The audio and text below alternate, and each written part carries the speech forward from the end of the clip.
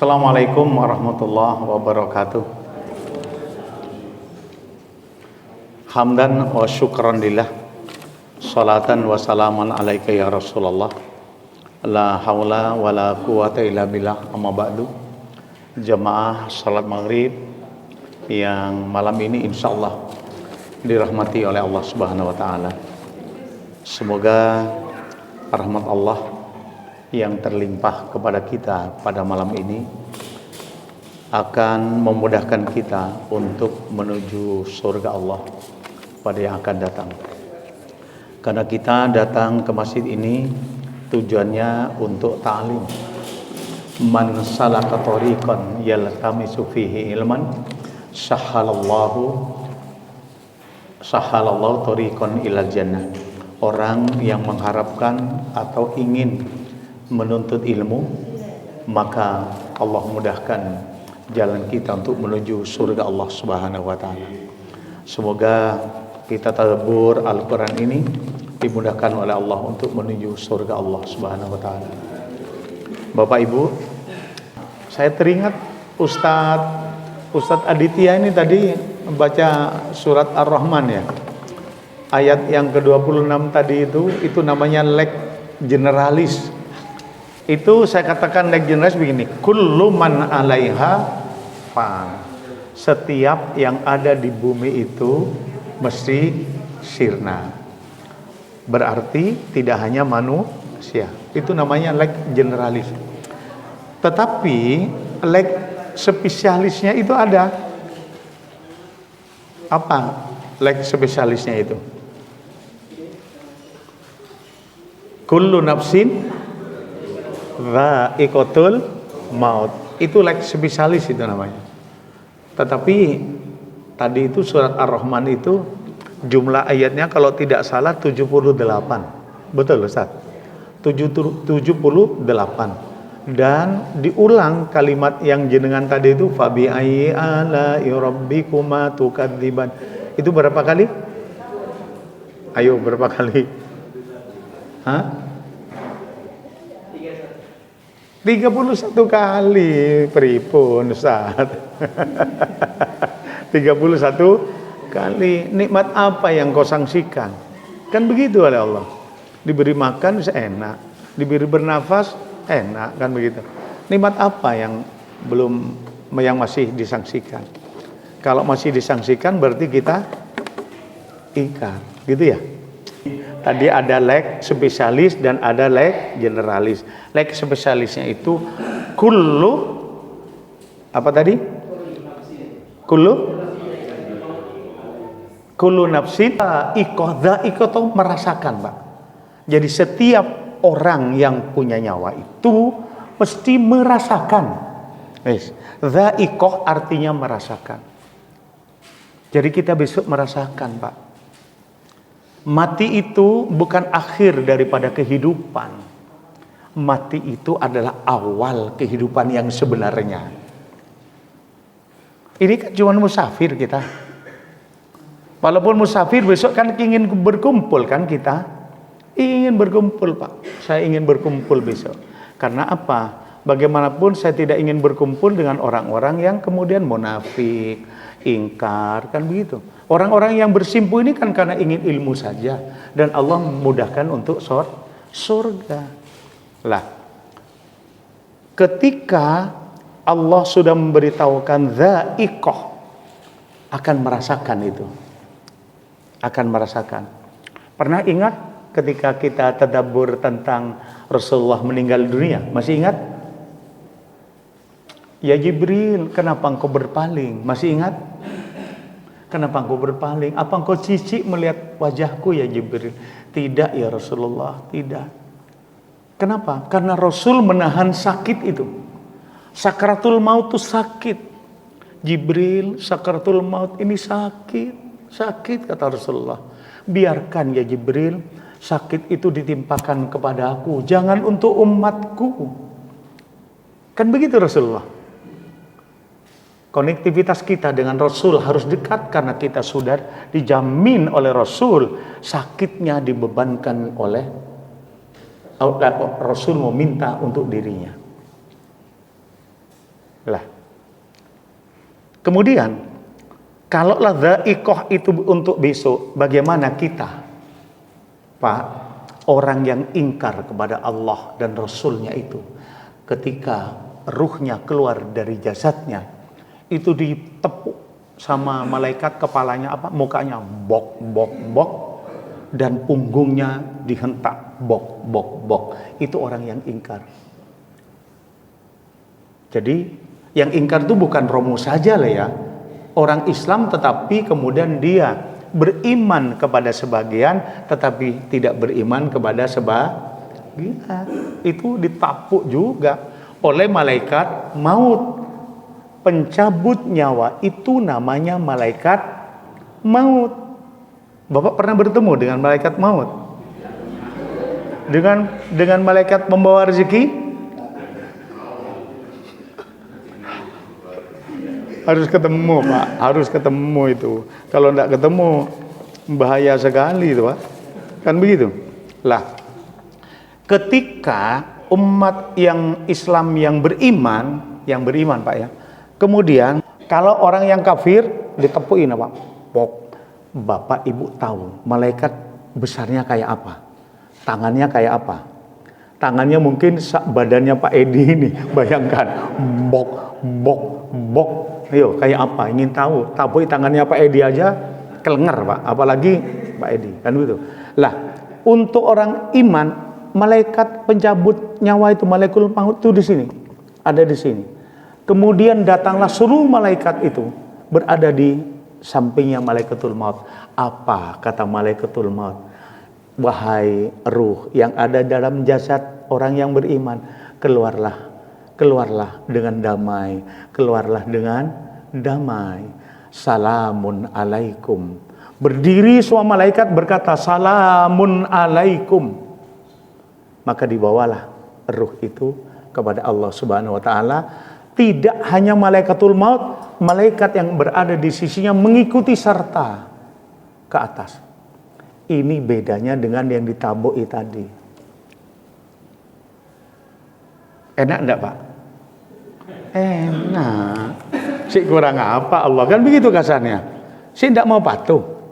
Al-imanu yazidu bi taatillah. Iman seseorang itu akan naik kalau dia taat kepada Allah. Wal mangkusu bi taatis syaitan. Dia akan ke bawah, jungkir begini karena dia taat kepada syaitan. Pak Kiai tulis surat 8 ayat 50 yang ditapuk oleh Pak Edi tadi itu. Tolong Ustadz tuliskan, takut saya juga lupa, kan begitu toh. Surat ke-8 ayat 50. Ingat saja, ditabui Pak Edi surat 8 ayat 50. Ya. Ya. Kalau tadi malaikat yang kemudian berkata salamun alaikum, itu surat An-Nahl ayat 32. Surat An-Nahl ayat 32. Yang tadi di atas kepala kita itu, ya toh? Kemudian keluarlah wahai ruh dari jasadmu, keluarlah. Maka keluar dan diucapkan salamun alaikum.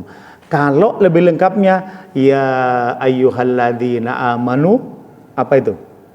Apa? Ya ayyuhan nafsul mutmainnah. Wahai nafsu yang tenang, wahai jiwa yang tenang, wahai ruh yang tenang. Irji'i, pulanglah kamu. Hei Nur Hasan, pulanglah kamu. Kan begitu. Ila rabbika, kepada Rabbmu pulang Nur Hasan. Ayo keluar kamu. Radiyatan mardiyah, karena Allah ridho kepadamu dan kau ridho keluar dari jasadmu. Fadkhuli fi ibadi, masuk engkau kepada kelompok umat-umatku, maksudnya kepada orang-orang bertakwa. Fadkhuli jannati, berdiamlah kamu di jannah. Enak kan? Enak. Sudah nambung berapa ratus untuk Ramadan? Saya sudah bilang lah. Ayo nabung untuk memberi makan kepada orang yang berpuasa. Ibu bapak ingin memberikan sesuatu, tetapi kemudian dia terus tidak berhenti-henti. Ayo, kalau Pak Santo kan memberikan ini.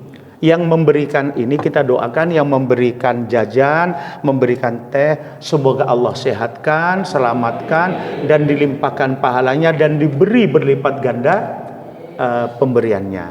Nah, ini adalah satu kali, selesaikan. Tetapi mau Bapak Ibu yang terus menerus tidak selesai, pahalanya ajrun itu ajr itu ada pahala. Mau? Apa cuma satu ini? Nih, coba Ibu baca nanti ya di rumah 2 surat itu. Namanya adalah surat At-Tin dan surat Al-Ma'un. Baca itu. Konsep Allah hanya cuman begini. Ara'aital ladzi yukadzibu bid-din fadzalikal ladzi yad'ul yatim. Udah? Fadzalikal ladzi yad'ul yatim wala yahuddu ala ta'amil miskin fawailul lil musallin alladzina hum an salatihim sahun alladzina hum yura'una wa yamna'unal ma'un. Berarti kita harus ada 2 yang harus kita perhatikan. Apa? Memberdayakan anak yatim dan memberi makan fakir miskin. Nih surat At-Tin. Wat-tini waz-zaitun wat-turi sinina wa hadal baladil amin laqad khalaqnal insana fi ahsani taqwim thumma radatnahu asfala safilin illal ladzina amanu wa amilus shalihat falahum ajrun ghairu mamnun. Maka atas mereka itu ada pahala yang tidak putus-putus. Paham? Kuncinya iman dan amal soleh. Untuk amal soleh memberdayakan anak yatim dan memberi makan fakir. Kalau itu yang kita kerjakan, ajrnya pahalanya tidak putus-putus. Faham Bapak Ibu? Hanya itu yang disebut oleh Allah dengan kalimat falyastajibuli, maka penuhi dulu kewajibanmu kepadaku. Jadi ibadah vertikal itu yang disebut adalah ritual spiritual, tetapi kalau tadi itu adalah kesolehan sosial. Orang hanya butuh jungkir balik sepertiga akhir malam. Itu ritual untuk spiritual. Mana kesolehan sosialnya? Allah sebut orang yang tidak 2 ini mendustakan agama. Maka amal soleh ini kalau kita kerjakan ajrnya apa? Ghairu mamnun, tidak putus-putus itu. Kalau ibu memberi makan kepada orang yang tidak punya kemampuan dan orang itu makan, pertanyaan saya, itu uang Bapak Ibu apa uang orang miskin itu? Saya tanya, apa uangnya orang fakir miskin itu apa uang kita? Saya tanya, kalau ibu memberi makan, bapak memberi makan anak fakir miskin, apakah uang kita apa uangnya mereka? Uang mereka Pak, bukan sebagian, uang mereka. Itu yang harus kita ingat. Saya katakan, ketika berada 4 bulan MOU tadi itu, Allah sudah tentukan apa? Jodohnya, matinya, rezekinya ditentukan enggak? Ketika dia datang ke bapak dan bapak memberi makan dia, rezekinya bapak apa rezekinya dia? Rezekinya dia Pak. Kita yang dapat pahala dari Allah. Karena rezekinya dia dilewatkan kita oleh Allah. Kan begitu kan? Itulah ajr yang tidak putus-putusnya. Ya jangan minta sekarang Pak. Jangan minta sekarang, minta besok saja. Kan begitu. Paham Mbak ya? Nah, makanya saya katakan, untuk apa kita bersusah-susah? Maka celakalah kata Rasulullah, kamu masuk neraka sementara kamu masih punya orang tua. Maksudnya dia tidak berbakti kepada orang tuanya. Ingat lagi Pak, yas'alunaka madza yunfikun. Ketika ada hambaku bertanya kepadamu Muhammad, kul, katakan Muhammad, ma amfaktum min khairin, maka infak yang terbaik itu adalah walil walidaini, kepada kedua orang tuanya. Jangan merasa bangga Bapak menafkahkan dulu ke masjid sementara ayah ibunya tidak dinafkahi, walaupun dia sudah meninggal dunia. Ingat itu, menafkahi ayah ibu yang sudah meninggal dunia banyak ragamnya, lah. Maka kematian itu besok adalah awal dari kehidupan yang sebenarnya. Setelah mati, maka besok sebelum akhirat ada namanya alam kubur. Ketika kita sudah mengalami kubur, yang berdoa kita di mana Pak? Di mana doa kita? Doa yang paling oleh Allah akan diijabai itu sebelum salam. Ada doa kan sebelum salam? Doanya mana?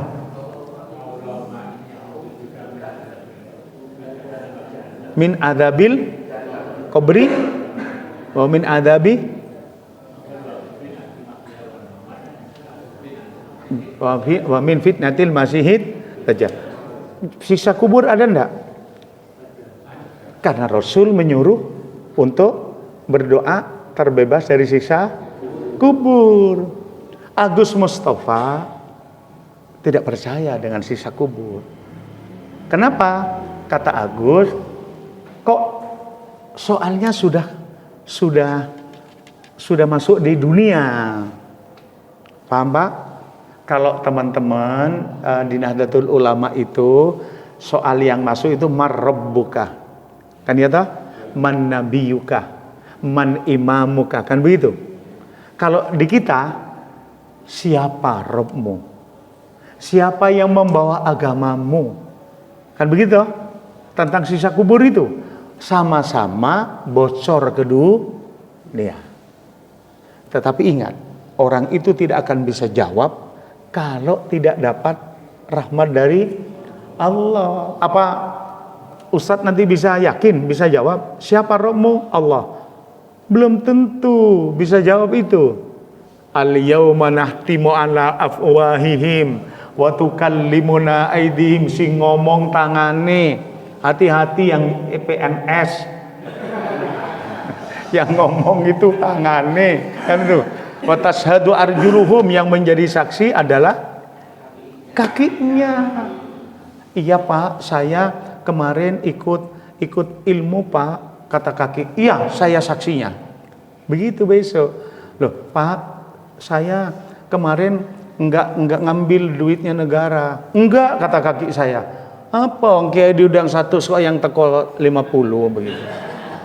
Lah, maka pertanyaan saya, yang untuk menuju surga terenak istighfar apa kebaikan? Ya. Kalau Bapak Ibu baca istighfar, yakin diampuni oleh Allah? Belum. Tetapi innal hasanat, innal hasanat yudhibnas sayyiat. Satu kebajikan menghapus dosa. Yo. Kebaikan, maka berbuatlah baik. Ya, Pak Santo, setiap Rebu berapa kali dosanya hilang? Yo, untung Mas Tommy ikut. Tapi jangan kemudian Bapak hanya berbuat kebajikan tidak istighfar. karena istighfar itu memohon doa lah ya, doa itu tidak boleh pakai perantara. Ayatnya surat Al-Baqarah 186. Kan begitu kan? Kemarin masih ingat itu. Tetapi kalau kebaikan sudah diyakini Pak, innal hasanati yudhibnas sayyiat, kebajikan itu maka menghapus satu dosa. Kata siapa? Allah yang bilang. Kalau mintalah ampun kepadaku, tetapi kita faliyastajibuli, belum dipenuhi kewajibannya. Wal yu'minu bi, ini Allah nggak pakai reserve. Kewajibanmu penuhi dulu, tapi satu kebajikan akan mengampuni dosa. Maka saya katakan kepada para suami, silahkan gajinya berikan semua kepada istrinya, tetapi kemudian berapa persen pegang, kemudian tiap hari ini sayangku 5.000 kebajikanku. Jadi hilang dosanya, besoknya 5.000 lagi, kan begitu. Jadi kita harus pegang uang 5.000-an terus, Pak. Yang paling oleh orang-orang itu diabaikan, kebaikan suami kepada istri, kebaikan istri kepada suami, itu yang sering diabaikan. Ingat, Pak, ingat sekali lagi bahwa sedekah selain kepada orang tua itu adalah terbaik kepada pasangan kita. Baik istri kepada suami maupun suami kepada istri, ingat itu. Kadang-kadang kita kan lupa, Pak, ya. Kita kepada pasangan lupa, Pak. Betul itu. Apalagi zaman dulu ya. Waktu mau naik bus itu, bus saya pulang ke Madura itu, kan naik bus. Istri saya itu mondong, Pak, kanan kiri itu. Rata-rata kan yang mondong perempuan itu. Ya, zaman dulu laki yang ngerokok gitu. Ya. Ya, ini sudah Isa. Yang terakhir, ada beberapa hal yang disembunyikan oleh Allah dalam kematian itu. Ada yang disembunyikan. Yang pertama, sebabnya disembunyikan oleh Allah. Apakah Nur Hasan besok matinya sebabnya karena diabetes? Apakah sebabnya karena stroke? Apa sebabnya karena disembunyikan oleh Allah? Saya stroke sudah 8 tahun, tidak mati, Pak. Loh, betul kan? Tidak mati, Pak. Nyonya saya itu, Pak, sesek nafas. Mengipak. Mulai saya nikah tahun 78. Saya tanya, Pak, ke mertua, apa memang istri saya? Iya, Le. Istrimu sesek mulai cilik. Ada teman saya, Pak, Mbak Tati namanya di sini, sebagai Kementerian Agama. Semester voli itu. Smart volley, putra istri Pak Dawam. Kalau ada istri saya ke Kemenak, dia mesti yang nonton agar tidak ada orang merokok. Masa nih Pak Nur, Bu Nur ki wis kuru katanya. Wis kuru, wis sesek, dia semester. Pak, mati, Pak. Mati duluan. Mbak Tati itu mati duluan. Kakaknya ini, pengurus masjid ini, kakaknya. Pak siapa ya di sana itu? Itu kakaknya. Semester voli lah itu. Sehat. Sebabnya tidak ditunjukkan oleh Allah. Nah, yang kedua waktunya itu disembunyikan juga. Kapan Nur Hasan mati? Kan begitu, Pak? Saya kan minta, ya Allah matikan saya besok umur 125 tahun. Disembunyikan, Pak, oleh Allah. Apakah 125 atau 150? Kalau 150, alhamdulillah sehat. Itu waktu, sebab.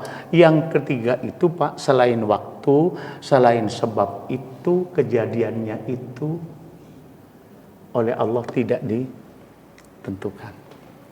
Ada yang meninggal, Allahu Akbar, Subhanakallahumma rabbana wa bihamdika Allahumma gfirli, nggak bangun, Pak. Besok jadi imam.